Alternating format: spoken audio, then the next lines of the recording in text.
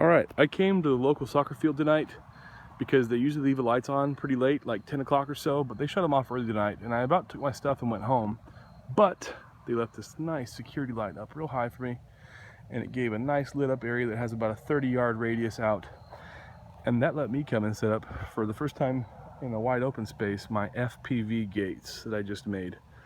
These things, you have to do it like tomorrow. If you don't have one done already, get you some FPV gates. They're super easy to make. They're really cheap, and they up the fun of this whole thing a lot. Let me show you how they put together real quick. The first thing you'll need to make the arch is a 10-foot section of 1/2-inch PVC pipe. Just find the cheapest stuff they got there, and one piece equals one gate.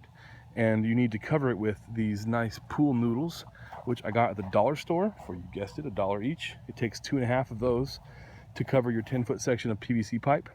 And then to anchor it into the ground, you need to have these 1.5 foot long pieces of rebar that I cut and ground down. If you don't have a grinder, they might do it for you at Lowe's or at a local shop, but you're probably better off just going to the hardware store and picking up a really cheap angle grinder. If you go to Harbor Freight, you can get one for about $12 and get some cutoff wheels and cut them yourself. Seriously, each gate is costing me around $4, probably a little bit less. And it's seriously upped the fun factor a ton. I've gotten a lot better at FPVing.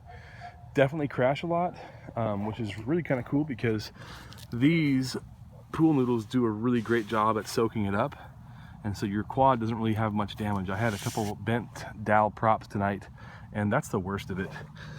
So you can hit it even at pretty high speed and nothing really happens. It's like super flexible, so you can see here, if it gets hit, it's gonna give a lot. If the propellers hit something, they're gonna be soaked into the foam, and it's perfect. I don't know why you'd want to use anything else.